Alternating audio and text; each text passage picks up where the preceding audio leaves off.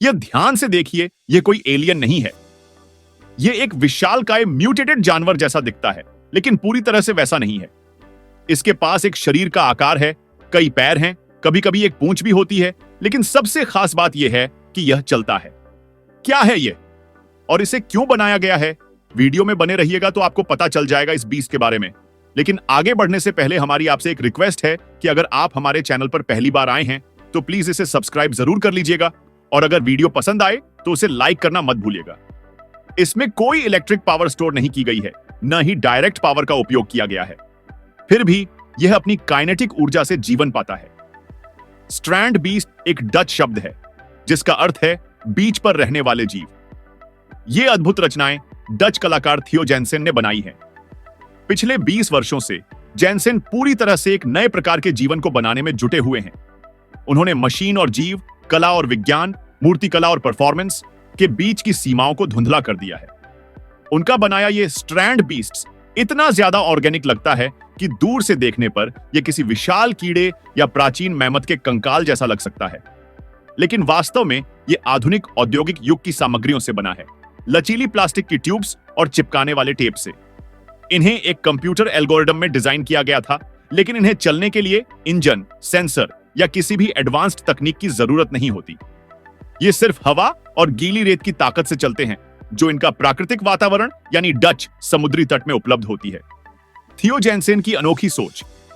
थियो जैनसेन ने इन जीवों की मैकेनिक्स पर लगभग 60 साल पहले काम करना शुरू किया था। ये काइनेटिक संरचनाएं हवा से चलती हैं और वह इन्हें कृत्रिम जीवन कहते हैं, यानी आर्टिफिशियल लाइफ। उनका मकसद किसी अल्टीमेट ड्रीम मशीन को बनाना नहीं था, बल्कि यह एक निरंतर विकास की प्रक्रिया रही है, ठीक वैसे ही जैसे पृथ्वी पर कोई भी जीव विकसित होता है। हाल ही में बनाई गई प्रजातियां और भी उन्नत हो चुकी हैं। अब इनमें बुद्धिमत्ता और ऊर्जा को स्टोर करने की क्षमता है। अब ये जीव अपने पर्यावरण के हिसाब से प्रतिक्रिया दे सकते हैं। अगर ये पानी को छूते हैं तो अपनी दिशा बदल लेते हैं, और अगर हवा ना हो तो स्टोर की गई विंड एनर्जी से चल सकते हैं। यही नहीं, ये किसी भी जीव जंतु की तरह खुद को बचाने के तरीके भी अपनाते हैं, ठीक वैसे ही जैसे पौधे और जीव बिना भोजन के स्टोर्ड एनर्जी से जिंदा रहते हैं। स्ट्रैंड बीस्ट्स का अद्भुत प्रदर्शन।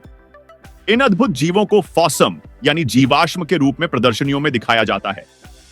जैनसेन अपनी वैज्ञानिक तकनीकों से इन्हें तैयार करते हैं, लेकिन यह केवल विज्ञान तक सीमित नहीं है, बल्कि यह कला, प्रदर्शन और रचनात्मकता का भी एक शानदार मेल है। थियो जैनसेन ने 1970 के दशक में अपनी कला यात्रा की शुरुआत की थी। पहले वह एक पेंटर थे, लेकिन कुछ ही समय में उनका भौतिकी का ज्ञान उनके अंदर फिर से जाग गया और उन्होंने अपनी दिशा बदल ली। इसके बाद उन्होंने यूएफओ और पेंटिंग मशीन जैसी कृतियां बनाई, जो बहुत लोकप्रिय हुईं। 1980 के दशक में जैनसेन ने कृत्रिम जीवन पर आधारित कंप्यूटर एल्गोरिदम पर काम शुरू किया। उन्होंने ऐसे सॉफ्टवेयर बनाए जिनमें छोटे छोटे वर्चुअल जीव खुद को विकसित और पुनरुत्पादित कर सकते थे। स्ट्रैंड बीस्ट्स और उनका अनोखा विकास। इन जीवों के पीछे एक दिलचस्प विचार था। ये समुद्र की रेत को इकट्ठा करके रेत के टीले, ड्यून्स बनाएंगे, ताकि बढ़ते समुद्र स्तर से रक्षा हो सके। इस विचार के साथ जैनसेन ने इन जीवों को पीवीसी ट्यूब्स से बनाना शुरू किया। डच पीवीसी ट्यूब्स की एक खासियत यह है कि यह पीले रंग की होती है, जबकि अन्य देशों में ग्रे होती है। स्ट्रैंड बीस्ट्स को पहियों की बजाय पैरों से चलने के लिए डिजाइन किया गया है। रेत पर चलते समय पहियों को जमीन से हर समय संपर्क बनाए रखना पड़ता है, जबकि पैर केवल जरूरत के हिसाब से जमीन को छूते हैं, जिससे ये ज्यादा प्रभावी होते हैं। सवाल यह उठता है कि क्या भविष्य में स्ट्रैंड बीस्ट्स खुद विकसित हो सकेंगे? थियो जैनसेन को द ब्लाइंड वॉचमेकर नामक किताब पढ़ने के बाद और अधिक प्रेरणा मिली। उन्होंने सोचा कि कंप्यूटर प्रोग्राम की मदद से जीवों के विकास की प्रक्रिया को समझा और दोहराया जा सकता है। हालांकि अभी भी कई चुनौतियां हैं। रेत, ये जोड़ों में भर सकती है और चलने में बाधा बन सकती है। हवा, अगर हवा बहुत तेज हो तो ये जीव उड़ सकते हैं। पानी, अगर ये बहुत देर तक पानी में रहे तो इनके पैर अंदर फंस सकते हैं। इसीलिए जैनसेन ने इनमें कई खास क्षमताएं जोड़ी हैं। हर घंटे एक पैर उठाना, ताकि रेत झड़ जाए और वे खुद को फिर से स्थापित कर सकें। पानी के पास पहुंचने पर अपने आप दिशा बदल लेना। हवा से विंड स्टमक यानी हवा भंडार बनाकर जरूरत पड़ने पर उसका उपयोग करना। 30 साल की रिसर्च और भविष्य की संभावनाएं। जैनसेन ने शुरुआत में केवल 1 साल के लिए इस पर काम करने का सोचा था, लेकिन आज 30 साल बाद भी वे इससे ऊब नहीं पाए हैं। उन्होंने अपनी रचनाओं को धीरे धीरे विकसित किया है और अब वे 7वीं पीढ़ी पर काम कर रहे हैं। अब स्ट्रैंड बीस्ट्स इतने मजबूत हो चुके हैं कि कुछ तो इंसानों को भी अपने अंदर बैठाकर चला सकते हैं। इनमें से एक एनिमारिस राइनोसेरस नामक विशाल जीव 2 टन वजनी है, जिसे सिर्फ एक इंसान हवा के दबाव से चला सकता है। थियो जैनसेन का सपना है कि एक दिन ये जीव अपने आप विकसित हो सके, बिना उनकी मदद के। समुद्र तट पर कई प्रजातियां आपस में प्रतिस्पर्धा करेंगी और अपने डीएनए को अगली पीढ़ियों तक पहुंचाएंगी। चलिए हम आपको कुछ और भी रोमांचक तथ्य बताते हैं इस स्ट्रैंड बीस्ट के बारे में। वेट, थियो जैनसेन का सपना, बीच पर जीवों की एक नई प्रजाति।